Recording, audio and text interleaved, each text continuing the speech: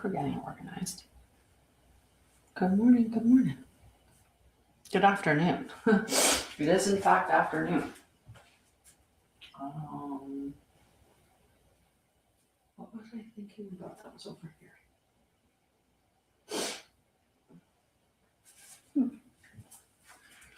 I think I'm going to grab my stand today. Oh, yes, I think I was thinking about cards maybe. Hi, Anne. How are you? Hi, Megan. I'm just going to give it a minute. Oh, and share, because sharing is caring.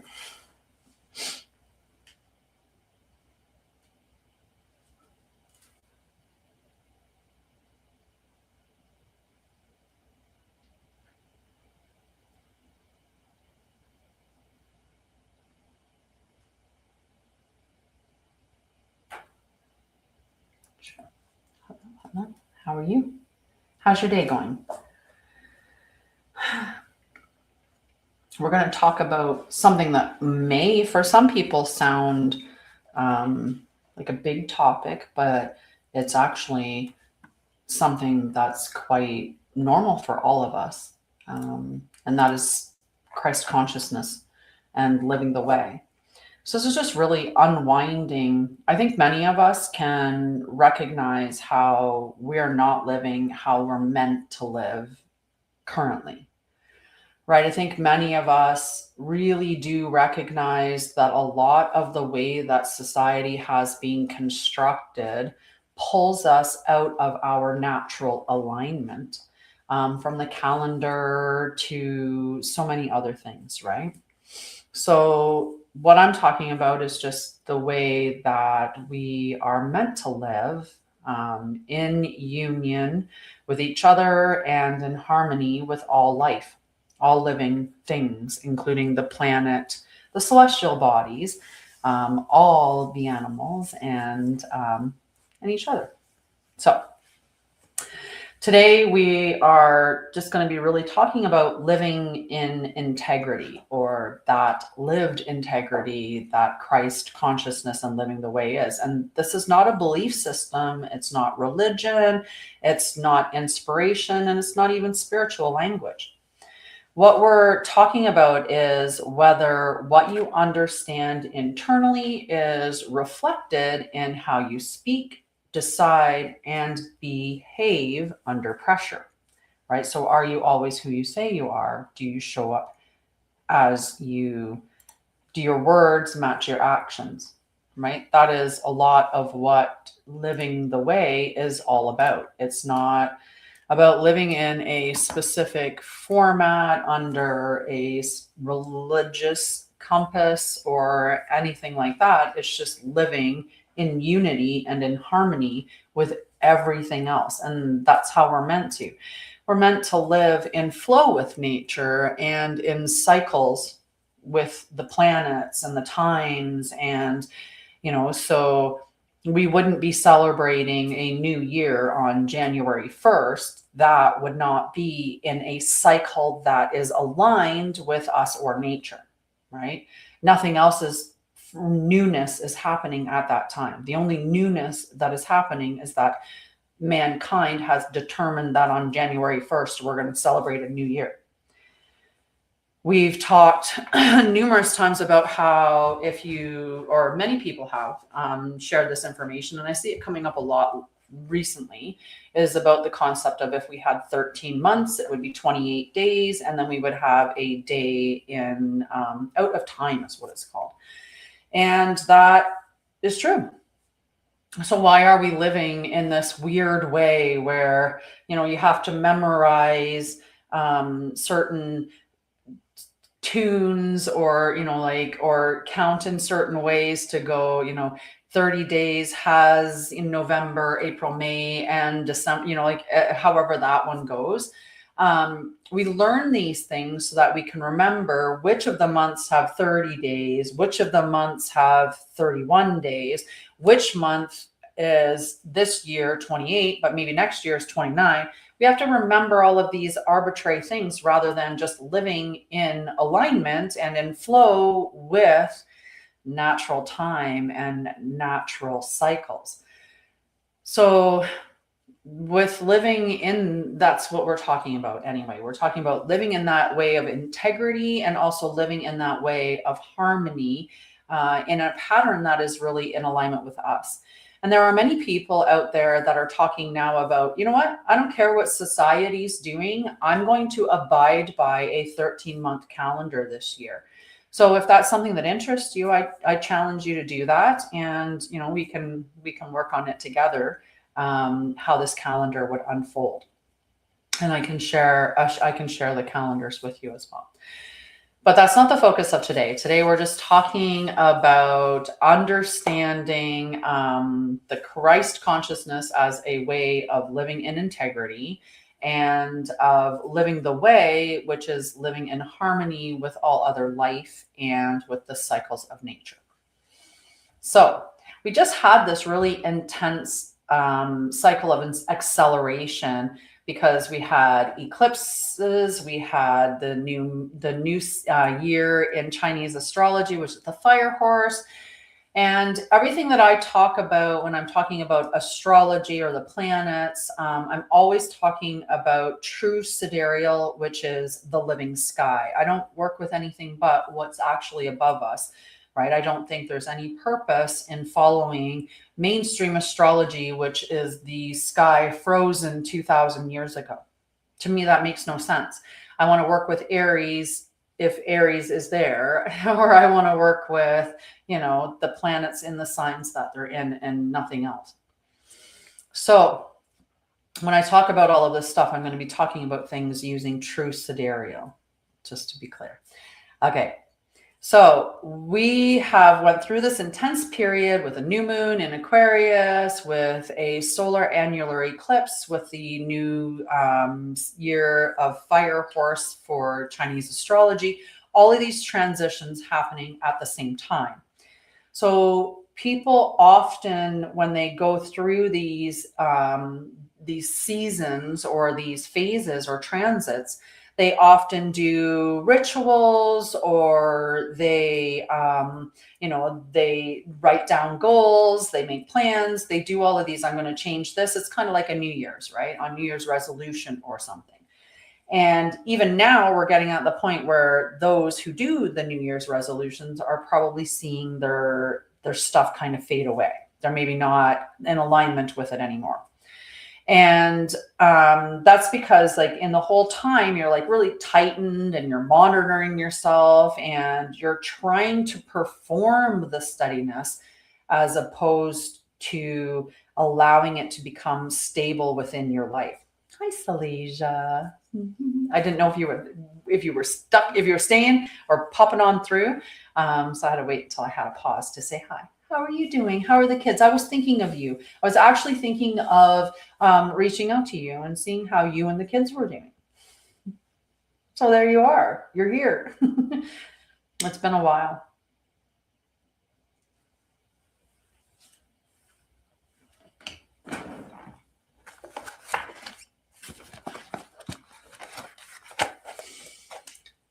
Yeah, that's a lot. But you always had the zoo, right? Willingly and with love, you had the zoo. So, and so busy was always a part of it, right? So effort without structure produces tension, right? And structure without ego produces coherence, because your ego is not in there chiming in and telling you what you shoulda, coulda, woulda, or how to get off track. When we're talking about, I'm glad it's nothing serious after the fact. Oh. We were having like gorgeous weather here, and then all of a sudden it just like changed the last couple of days, and we're in this like massive cold spell, which is going to start to get warmer as it progresses, and we got a big dump of snow again. Yeah, the weather's just all over the place this year, but I can't complain because we had the most lovely January and February I have ever experienced in any of the years that I have lived in Alberta. So it was good that way. Hi, Missy.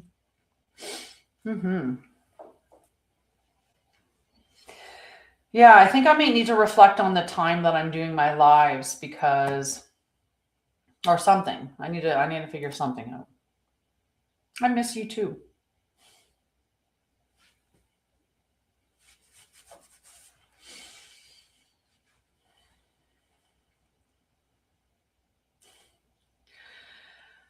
So Christ consciousness isn't some mystical thing, right? It's just expressing the internal, externally in coherence with one another. It's being in aligned with yourself, being in aligned with nature, being in aligned with, life and with cycles and with flow and with the way that we're meant to live, right? Free from all of this distortion. And it's just that we are showing up in a predictable way, right? And so let's take a breath, because I could take a breath.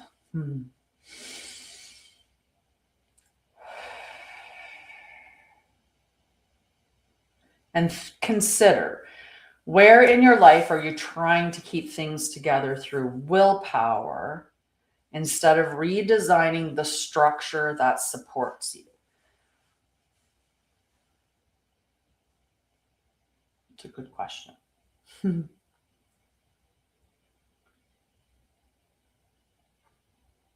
2 hours difference, love.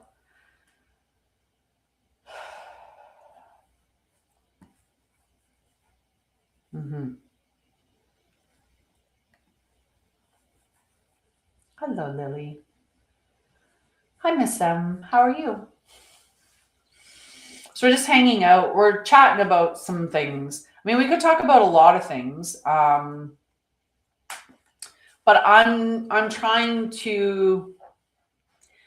I talk enough about the ongoings of society, and I truly believe that the ongoings in society is the distortions are being revealed, and it needs to be revealed, right? We need what's happening now as much as it's very sad, it's very terrible what we're seeing be made apparent in society.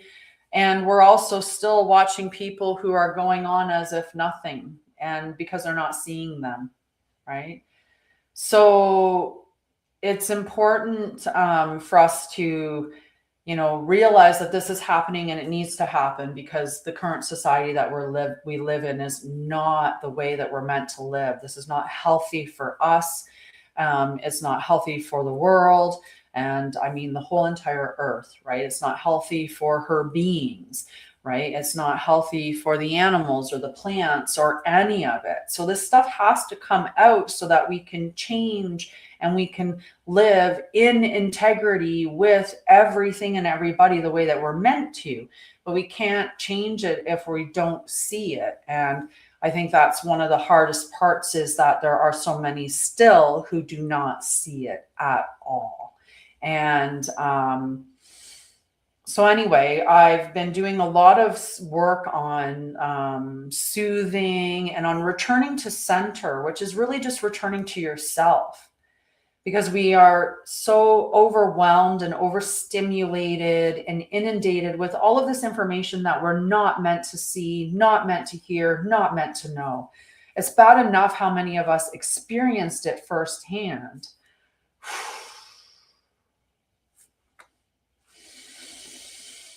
I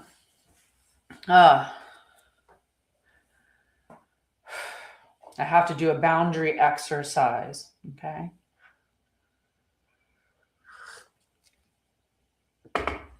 Okay. So I want you to do this boundary exercise with me, okay? And this is the one that I have in the 10-day self-paced return to center class, course, whatever you want to call it, that I have available on my website. And so this is one of the practices that is in it. And what I want you to do is just take, you can put your hand over your heart. I love to do that. It's my left. So I'm placing my left hand over my heart. I'm just going to take a breath in and out. Now I want you to sense that there is a barrier around your, that there's a barrier around your body. Okay, and this can be shaped similarly to your body. This could be an oval, whatever you desire, but it is in an enclosed oval or circle or humanoid shape if you want, but it's closed. Okay, and I want you to see this very firmly shut.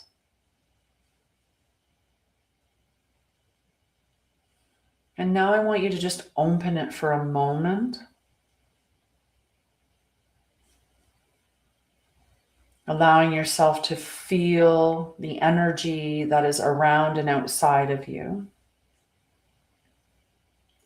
And then I want you to close it again.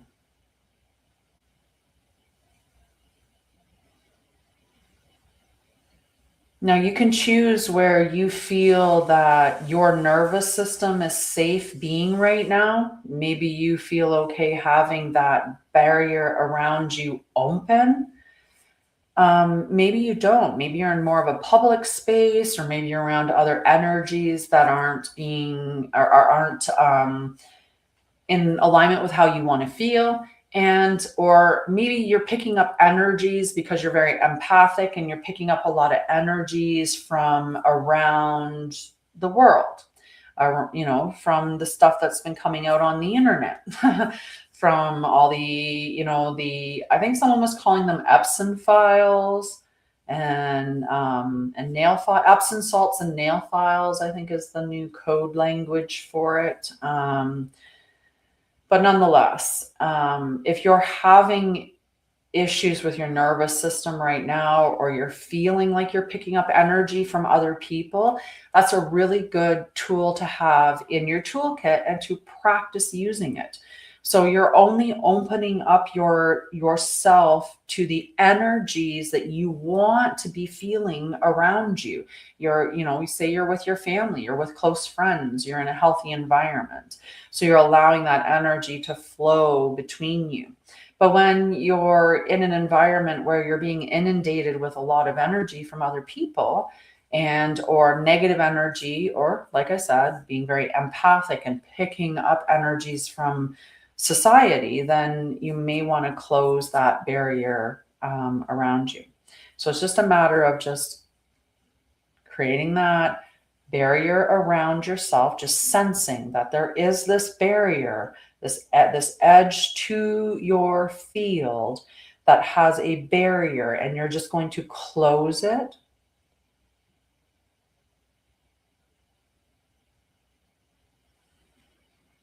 And then you can open it.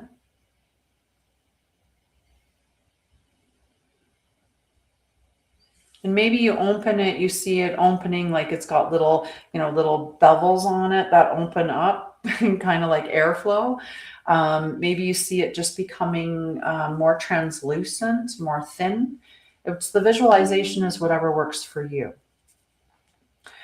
So I'm going to talk a little bit about the difference between awakening and walking the way. And I might have to turn off my notifications if that's bothering anyone.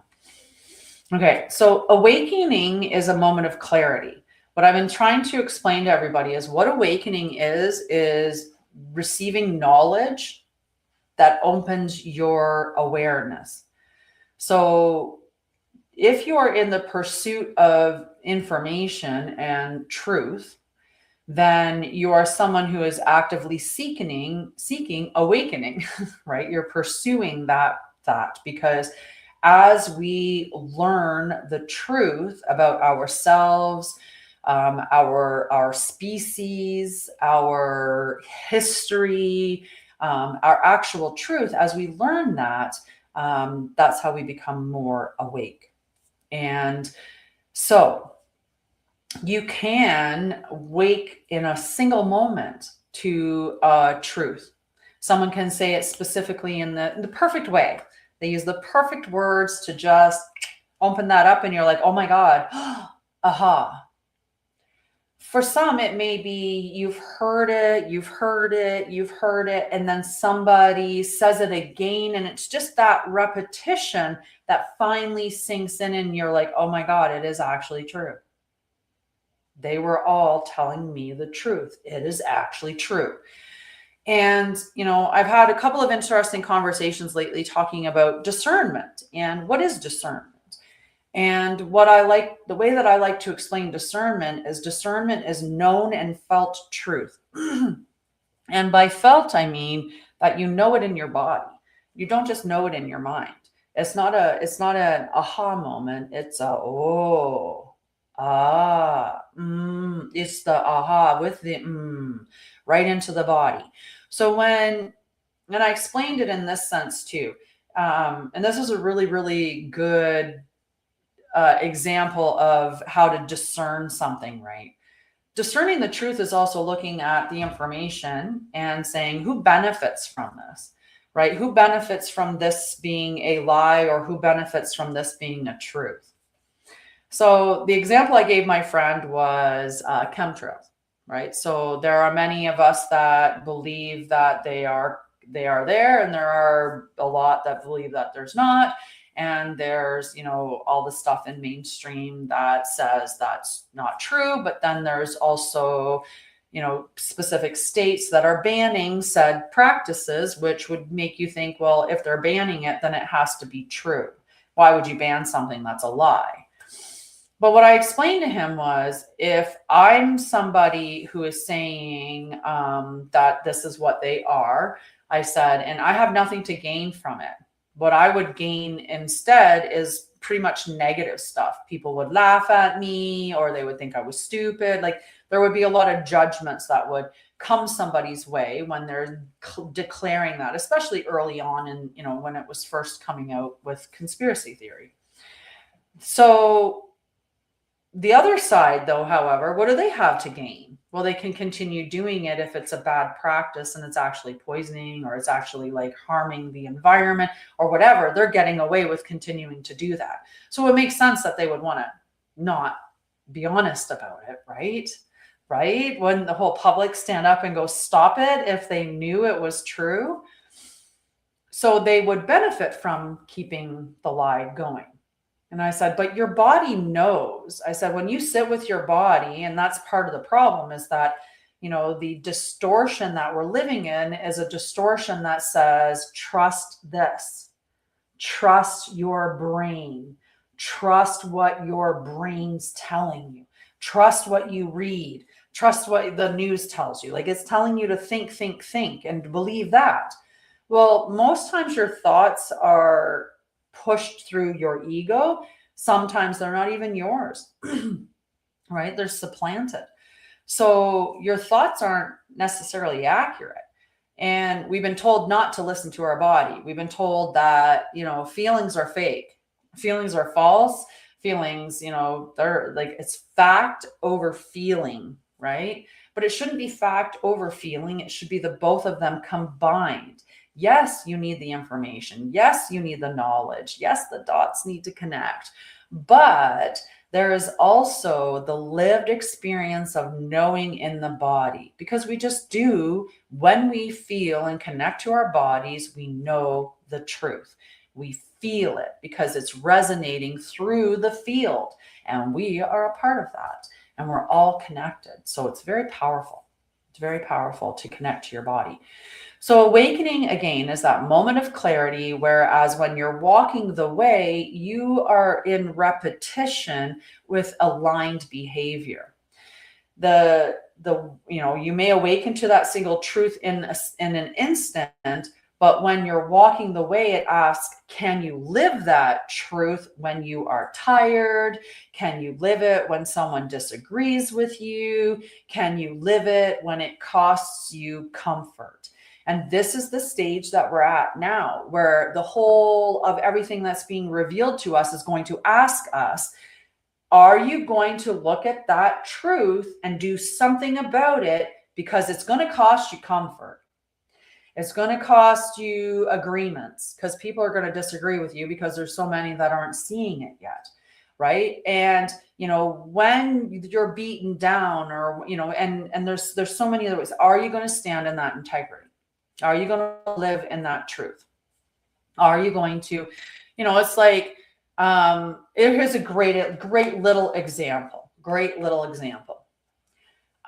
You find out that red dye is linked to ADHD, and it definitely increases the behavioral issues that come along with that, right? It causes spikes in the behaviors. So you find that out, you clean out your diet, you clean out your children's diet, you see it, reduction in behaviors. But your kids, like, they want it still, right? They still want it, and you're tired, and they start getting on you. Come on, I want it. Do you stand in that integrity, knowing what you know, that it's causing those behaviors, that it's not good for them, right? That it's actually a toxin. Do you stand in that integrity and say, no, this is not good for you, it causes these behaviors? Or do you cave and say, okay, fine, you can have it because you're tired and you just don't want them beating on you again, right? It's like, if you look at the ingredients in a box of Lucky Charms, that's the one I was looking for, in a box of Lucky Charms, like, it's ridiculous, the ingredients in that. And I remember reading it out to my son one day, and he's like, oh my God, my children are never going to eat that again. And I kind of want to question and ask him, so did you stop feeding it, or did the kids ask for it and push and push and push, and then you just gave it, right? Because that's the way that this is what I mean about that integrity. Doing it even when it's costing you comfort, even when someone disagrees with you, and even when you're tired or stressed or anxious or whatever. Do you give up your integrity in those moments?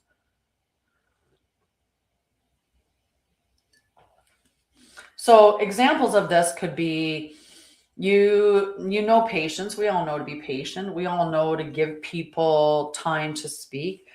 But when you're frustrated, do you interrupt somebody? Right? Or maybe you are someone, I claim that I am a very truthful and honest person. So saying that, this one would be, I value honesty, but do I soften the truth to avoid conflict? No. That's why I have very few friends. I have a very small inner circle because I don't. This is another one on the flip side, though. You believe in compassion, but you speak sharply when you're stressed out. And I believe in compassion. I have been hurt by the actions of someone, and in speaking to them about that, I have been sharper than I should have been, for sure. Right? Because the hurt came out in my speaking. And so it was elevated, right? I didn't stay in that zone of compassion and just speak the truth and leave it at that. So insight feels powerful because it is new, but embodiment feels ordinary because it must become normal. And most people are great with the insight part, but they're not so great with the embodiment part. The information, great, learn it. I know the truth. That's where it gets to, is I know the truth, but do you live the truth? And that's what the way is. That's all it is. It's nothing fancy. It's nothing religious. It's just living that in alignment. Find the truth and live the truth. The way. So this begins, like it begins where that emotional intensity fades, because it is built in those daily habits. It's built through the tone of your voice. It's built through the small decisions that you repeat. That's how you build the way. You walk it each day, right? So where do you intellectually understand something but revert to older behavior under stress? It's a good question. It's a good question.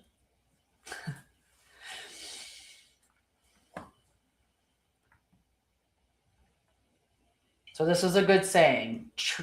Growth is not proven in private clarity. It is proven in public consistency.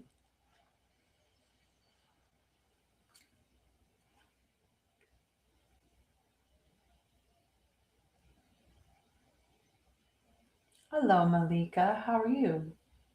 Nice to see you. We're talking about Christ consciousness and living the way, which is, as I was explaining through the live, it's about living in integrity, learning the truth, and living that truth, right? It's embodying the truth. Many of us are awakening, which is the information gathering portion where we're learning the truth.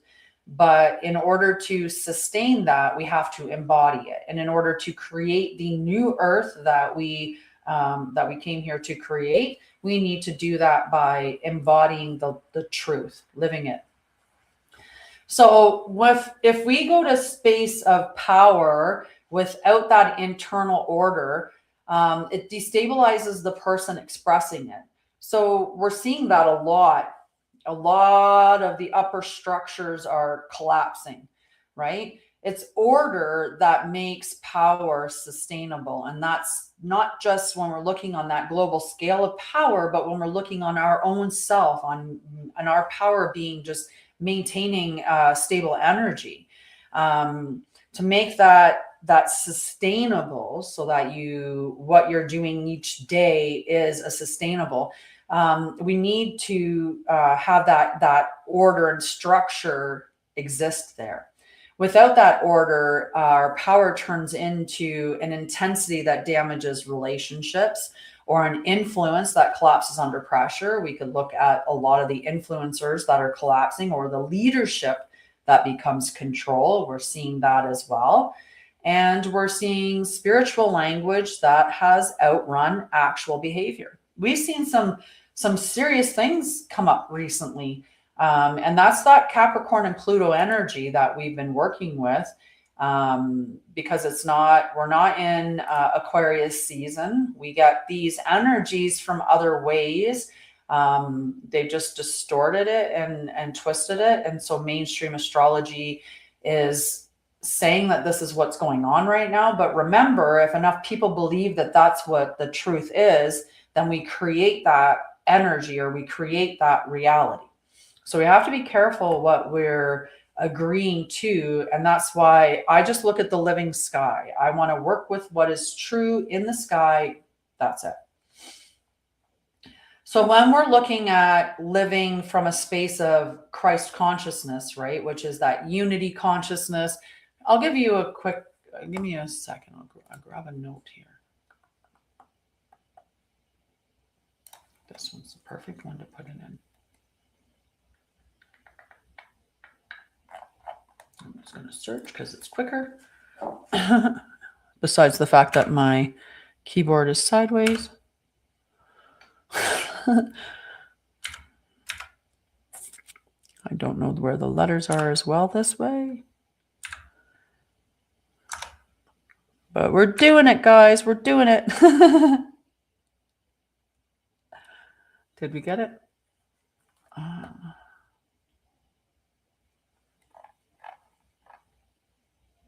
Oh, wait. That's what happened. We got to go backspace. We need to put a space in, and then we need to put another. All right.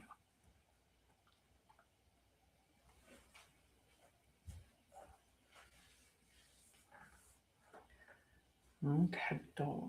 Where did you go?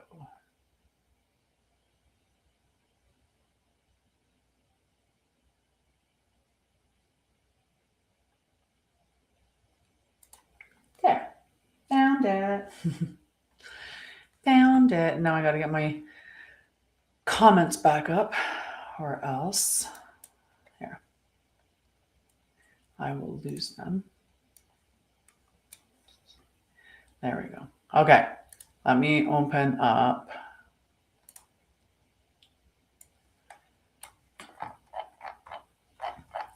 Okay.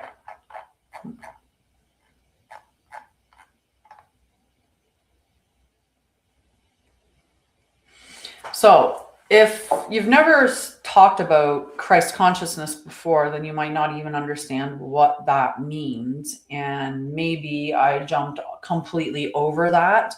So I'm going to give a little bit of understanding of what that actually means, or at least what I mean when I'm talking about it. And what I mean is frequency, right? So I'm talking about the frequency of the emanation of pure divine love, truth, and wisdom. And that Christ consciousness is streaming through you from prime source creator, mother, father source. There's so many different words that we can use for it. But the source of all creation, right? And it is the living memory of our divine origin and full embodiment of the Christ code, which is the eternal, uncorruptible blueprint of creation. So that sounds like a lot.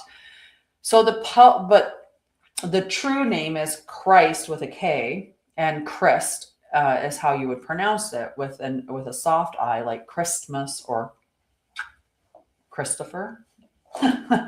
And this is the original pre-inversion sound tone before it was distorted into Christ and layered with the religious dogma.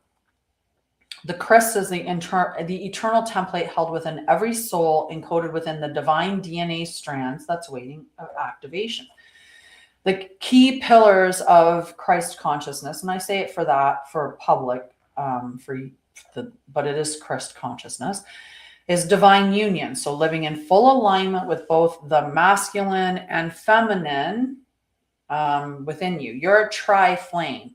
You have the feminine energy, you have the masculine energy, and you have the unity of those energies becoming the third energy, the third flame.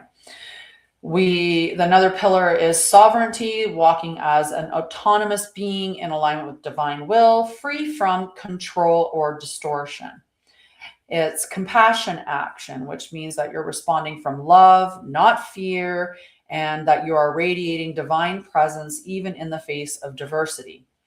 It is also service to all. It's the natural result of divine union, not from sacrifice or saviorism, but from overflow. You're so full within your own cup that it pours over, so you help other people, right? Or you have an abundance, so you share with your neighbors.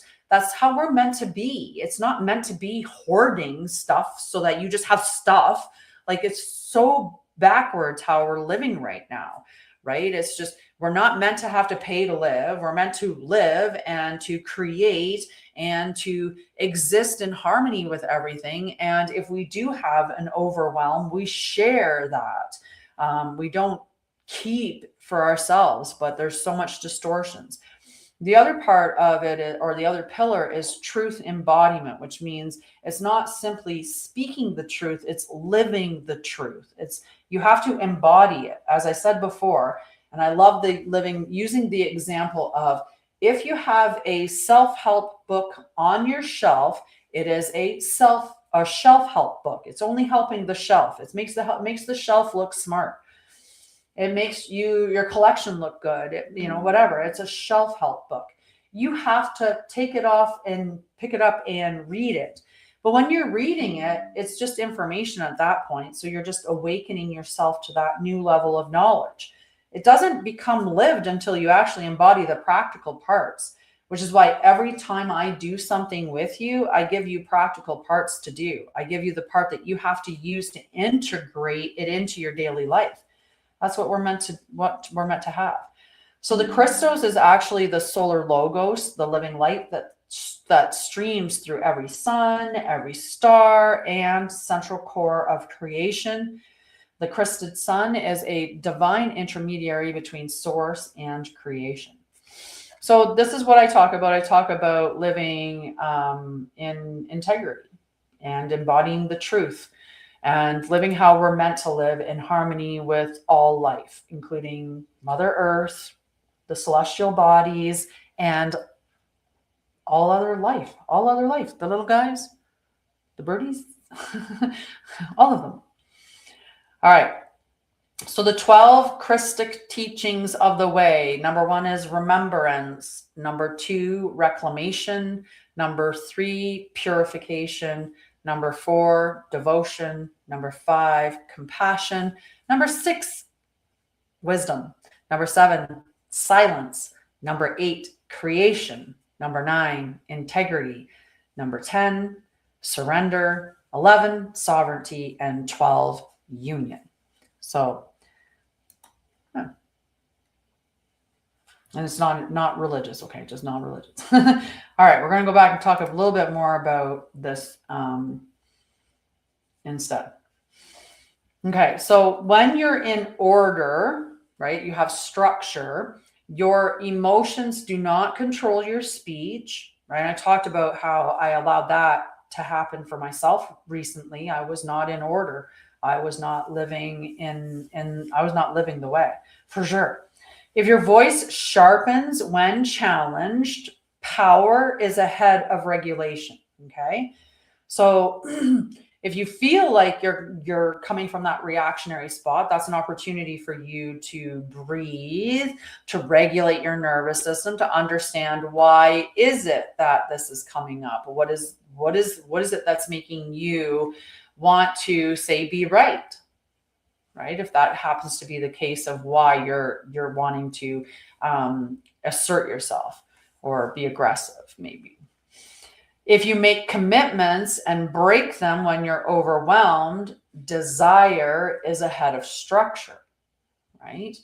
Because you should be aware of the energy that you're putting out on a day-to-day basis and how much energy you have to give in other spaces.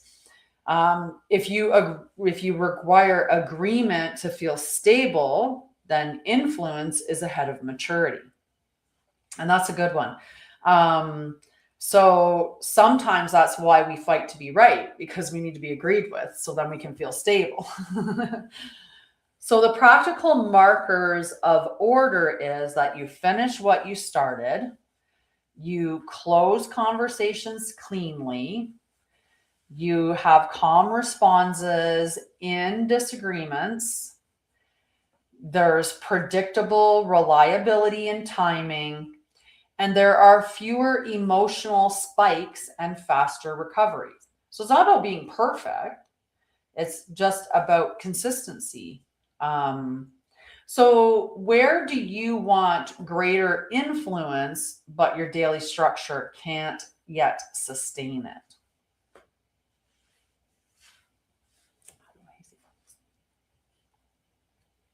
Oh, I forgot to put my comments back up after I did that a little bit. Just take them over there. Okay. Spiritual maturity is steadiness under stress, not intensity of insight. We get this whole, I'm going to collect all these different experiences, or, I had this Kundalini awakening, and that's some big claim to, spiritual maturity, or, and that's how we've gotten into these situations where we're looking up at all these gurus like they're something better than us. They're not. The only thing that you should be working with is someone is teaching you how to implement in your life everything to give you that sovereignty on your own. And nobody should be, holding the keys to your evolving or your access to God or spirituality or any of that. You don't need an intermediary. It's all within, right? And the only reason that you might need a teacher is because you've forgotten that. You just need to be remembered. And then once you remember, off you go. You're on your own. All right. So the discipline of non-reaction. I still do a lot of teaching or healing and work around trauma and shadow work because it's a part of us evolving, and you need to bear witness to the shadow and bring it to light. That's how we heal it, right? And in healing that, it's how we help to heal the world as well. So reaction is giving control to the external trigger, right? When somebody has control of your emotions by saying something or doing something, then they can take control of you. And children know this at a very, very early age. If they can work on you, once they hear your voice change, your tone, your pace, your pitch, like the cadence of your voice, they pick up those switches. They can hear the emotion in your voice or feel the emotion in the field, and they know they've got you then. If they can keep working on it, they can crack you, right? They pick that up. So responds, though, when you stay in response, you stay in authorship, you stay in control of the situation, of your emotions, and stay centered. Non-reaction does not mean that you're suppressing yourself. Okay. It just means that you're going to insert awareness between whatever that stimulus was and the speech that you're going to give. Right. So you sit with it. So for me, when I decided to leave a message because I had been hurt by by my friend, and I left a message to convey that hurt because I was still in the space of hurt and I hadn't reconciled that with me, that hurt came out in the phone call. And it's not about about my friend not hearing the hurt. It's about the fact that when near to the end of the conversation, I know my voice elevated into the ooh, because I was not, now the hurt was transitioning into anger. And that's not me being in control of my emotions. I needed to sit with that and have a conversation later. So there was space between the stimulus of what was upsetting and my response to the situation and the speech or the conversation that I was going to have. Most instability enters through your tone, your speed, and emotional leakage. And that emotional leakage can come out through tears, literal emotional leakage. It can come out with a quiver in your voice. It can come out with the raising of the voice, like all these different little things. You've heard emotion in people's voice before. And it can even be the words that we're using that are going to be conveying a lot of emotion. So what you want to do is you want to notice the activation in the body, and activation is going to feel like heat, or it's going to feel like a tightening or faster breathing. You might feel that flush. You might feel your hands get a little clammy. Any one of those things, that energy just rising. And what you want to do is pause your physical movement, okay? Because the physical movement's going to engage the nervous system, forward motion. You're going to want to slow your speech down by about 20%. Lower your volume intentionally and speak only what is going to move resolution forward. You're not adding anything into the conversation that is going to antagonize it. That is, and sometimes we do that. We're in the conversation and maybe we're doing really good. And then we just have to do that one little, right? Don't do that. Don't do that. And what this non-reaction is going to accomplish is, one, it's going to protect your dignity. It's going to prevent escalation of the conversation. It's going to maintain clarity, and it will build trust in the relationship as well. If there wasn't one, it will build it over time. If there is some, it can repair it. And if it's already existing, then it just keeps that built, right? It keeps it fostered.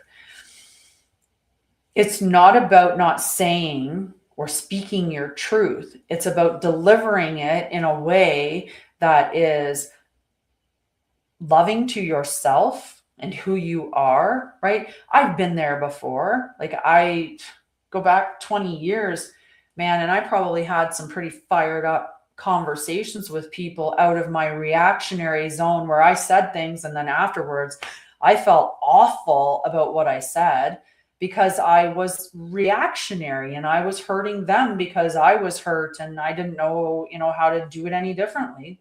I hadn't learned yet. So what I want you to do today is I want you to recall a recent conflict and think of, within that conflict, what one sentence could have de-escalated it instead of intensified it. And then, it's learning. We're all learning. So leadership is visible in moments of disagreement, not agreement, right? The leader who can be calm in the face of disagreements is the leader that you want.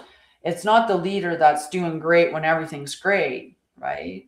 That's great, but when it's not great, do you want that leader yelling and screaming at you, or throwing things around, or so on and so forth? So let's talk about living the truth in relationships a bit more, beyond the non-reactionary stuff, right? So the way becomes measurable in interaction. That's where you see it showing up and you see the effects of it. So the indicators of alignment with the way, which is Christ consciousness in yourself, like it's your truth, right? Living in your divine organic truth.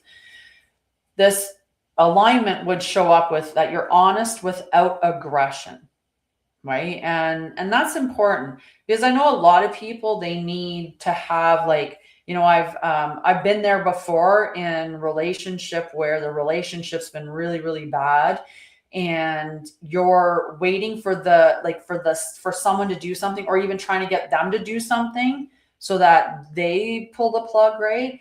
How many of us get into that, where we need that something to build up in us so that we can speak our truth, because we have to be angry to get it out. We need that extra to do it.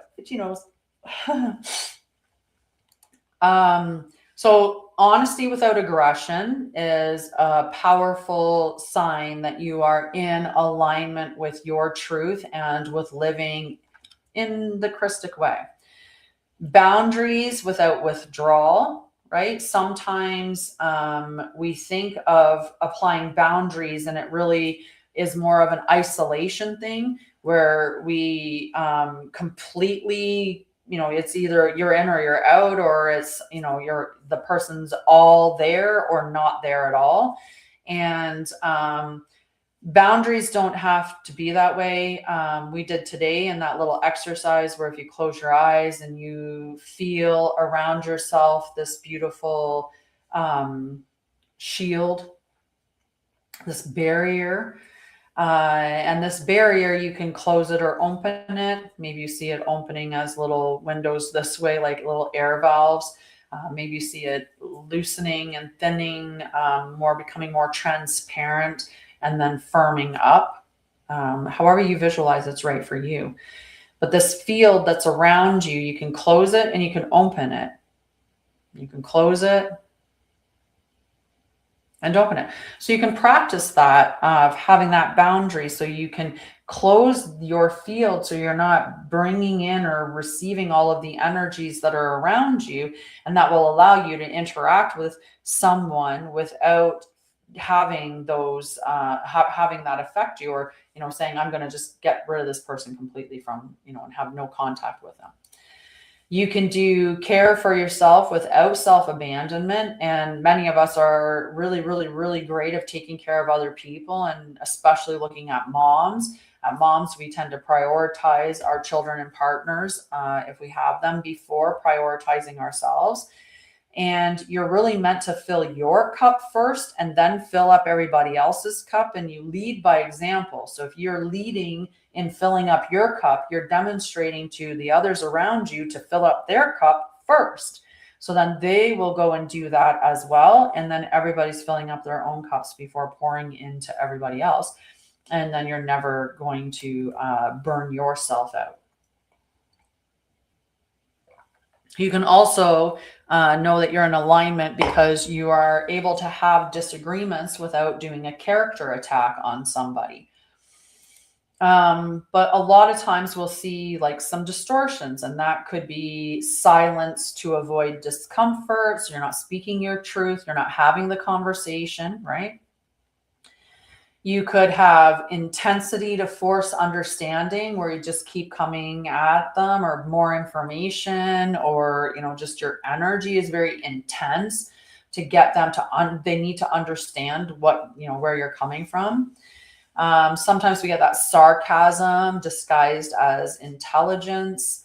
And then also withdrawal used as punishment, where we decide to isolate ourselves from people to kind of punish them because maybe we didn't like something that they did, rather than having a conversation and saying, like, what happened wasn't appropriate, or it didn't work for me, or so on.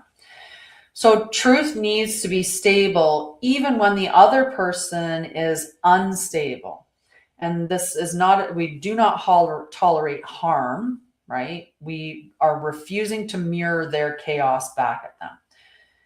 And so we're going to do a little practical thing here. And the practical thing is, before responding, ask yourself, is what I'm about to say corrective or reactive? And the other question is my goal clarity or emotional discharge? Try to do my puzzles. There's a cute puzzle in that one. Okay. So the consistency of character builds long-term trust more than momentary correctness, right? It's building your character over time, remembering your truth, implementing those changes as you can in a practical way. Okay, so we're going to do an embodiment practice. This is to stabilize your presence. So in this, if you're in a position where you can sit down and sit upright and close your eyes, awesome. If you can't, then you can access this on my YouTube channel, Sharia and Lorian, or on Anshara'El on YouTube as well. It is on TikTok and Facebook, but those ones, how lives are on those streams. So you can catch it on the YouTube channels, and I might put this little clip up all on its own. So we're going to do this embodiment practice, and this trains steadiness under mild activation. So we're going to sit up upright, and I want you to relax your jaw and your shoulders, okay? We want them away from the ears. Okay. Now I want you to take nice slow inhale for 4 through the nose. And then I want you to exhale for 6 through pursed lips, like you're blowing out candles.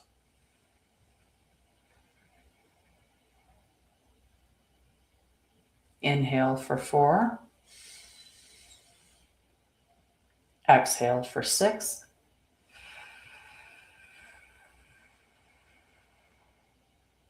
Inhale for 4.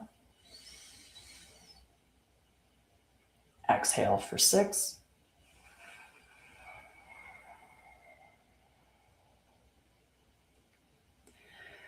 Now I want you to visualize a person who tends to activate you.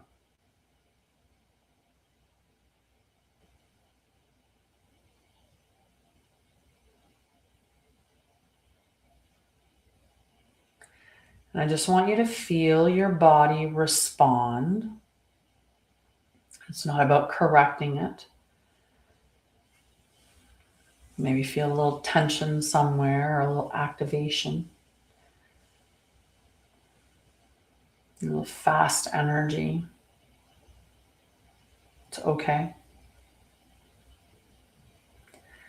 What we're going to do is we're going to lower our breathing, slowing it down deliberately. Okay.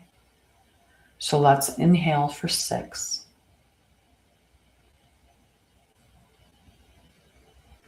And exhale for 6.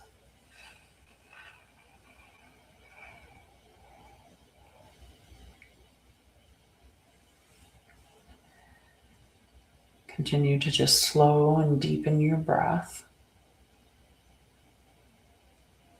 And now you're going to state internally, my presence remains steady regardless of reaction.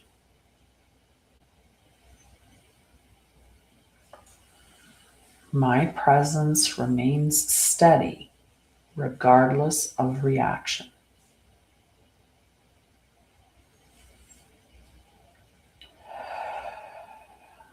Now, from this space, visualize yourself responding calmly and directly.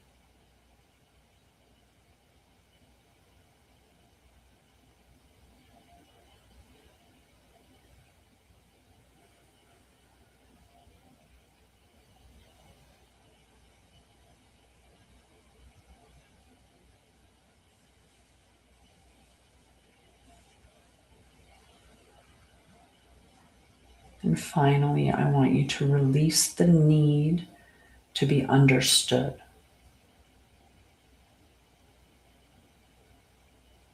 What matters is that you understand, that you know.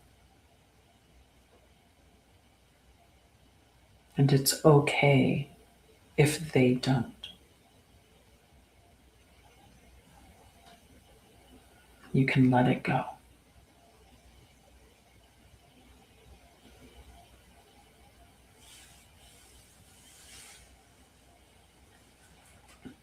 And when you're ready, you can come back to this space.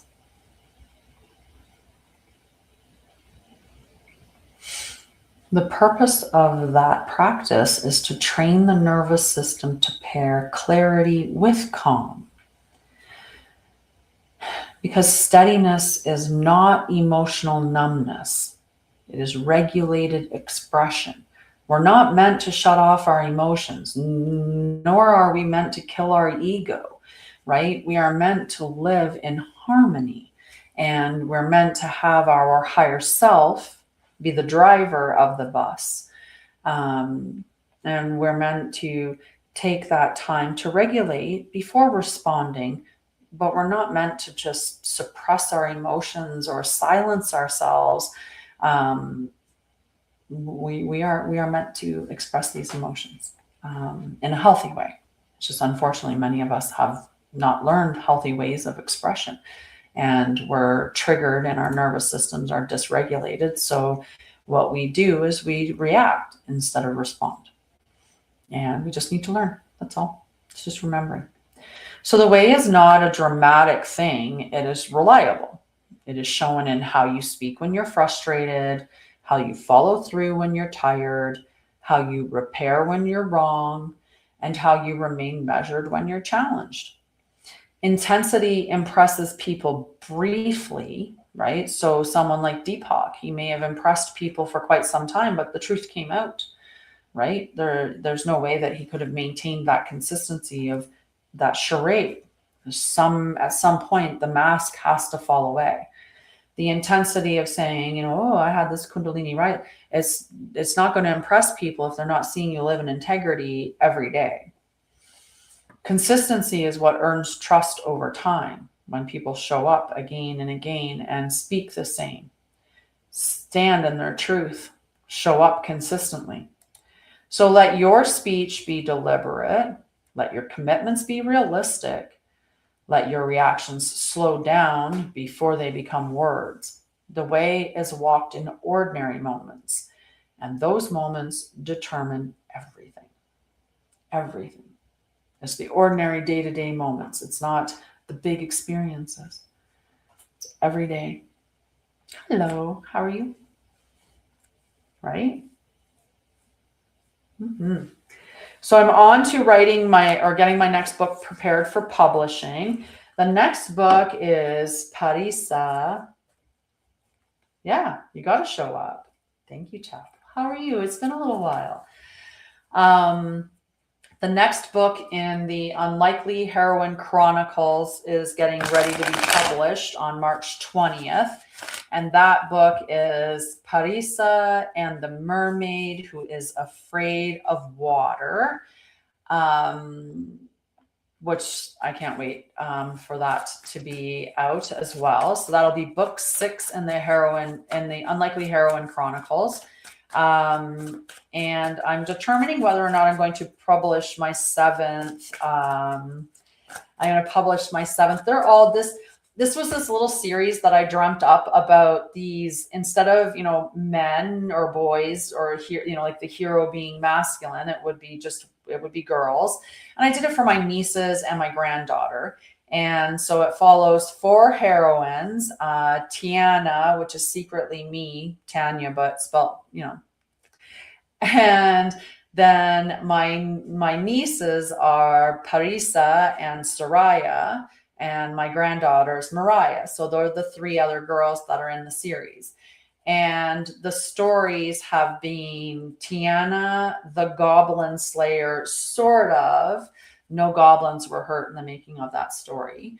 Then it was Parisa befriends the pixies, followed by Soraya teaches a wolf to meditate. And then Mariah and the Pegasus who refused to fly. There's a whole they follow that. I was just like, was it because the titles are overlapping for me now. Give me 1 second. This will let me say the proper name, because I know that the last book was Tiana and the Pegasus who refused to burn. So that's why I don't think the other one was called Refused.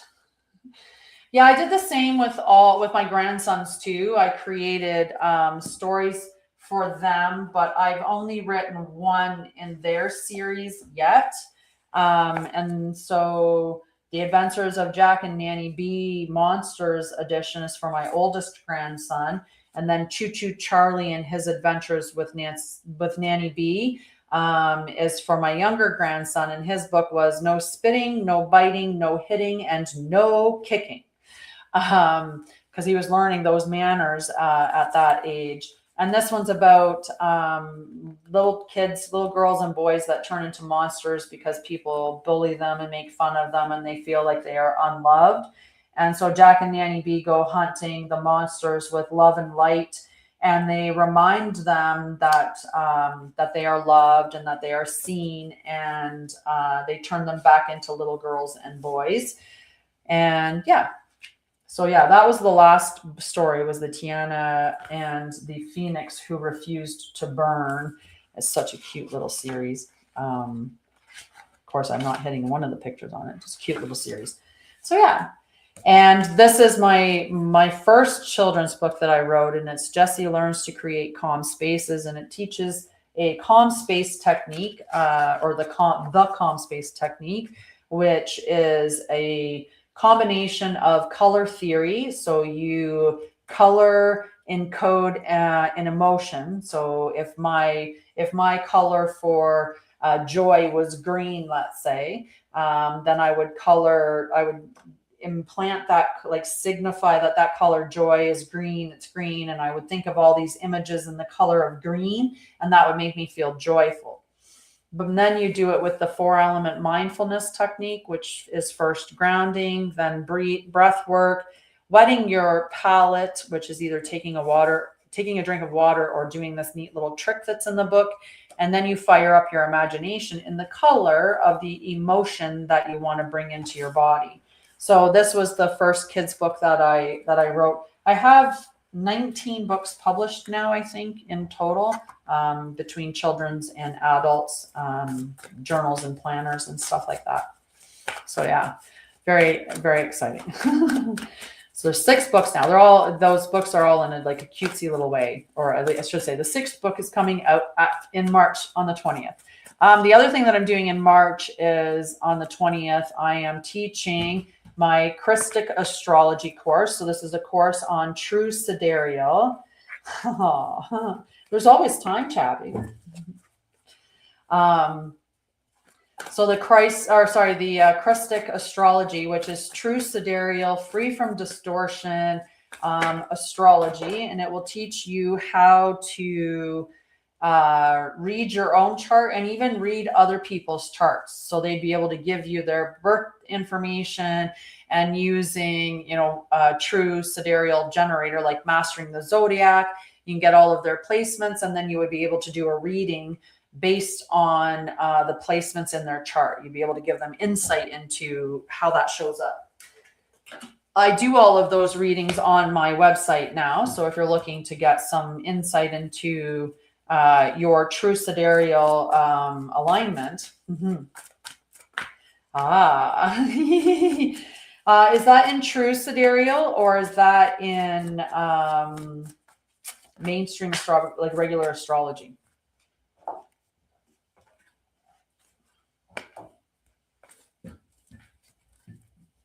I'm trying to get to a position where I'm going to start. I'll pull a couple cards.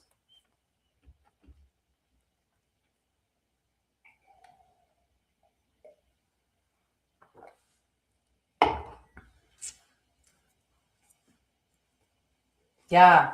So Mastering the Zodiac will do a free chart on their site. And if you want it interpreted in a variety of different ways, or you want more insight, or you want to know how how this cycle is going to be, because I do timeline and cycle readings as well. But if you want to do that, but I only do it based on true sidereal. As I've really changed the stuff that I was doing. Salacia has been around for a long time, and it's still like, I still do the stuff that I did before, in the sense that I still work with trauma, or I still work with shadow work and stuff like that. Everybody is, because we end up identifying with it, right? Like I was a super Sagittarius when I did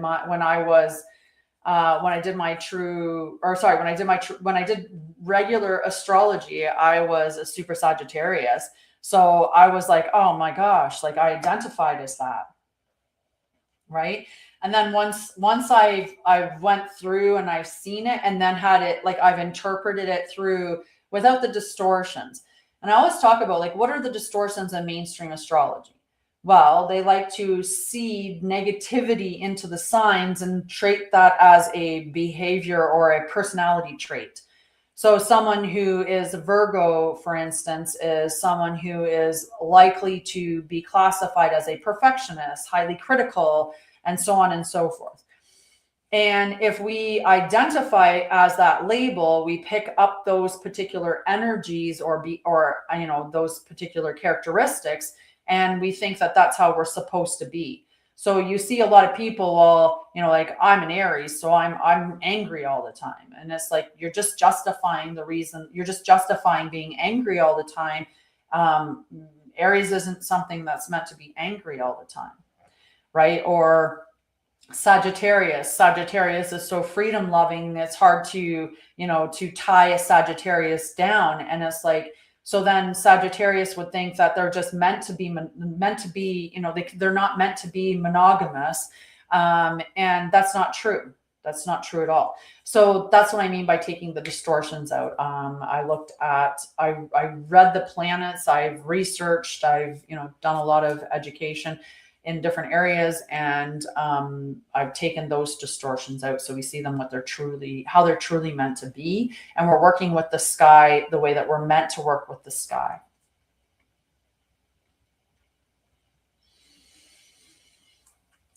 What came first?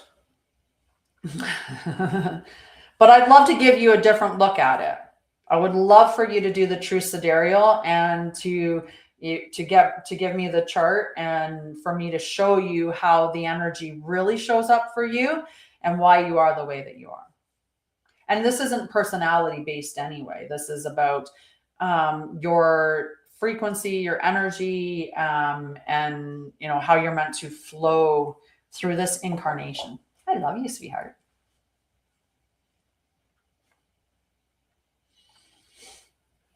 So yeah.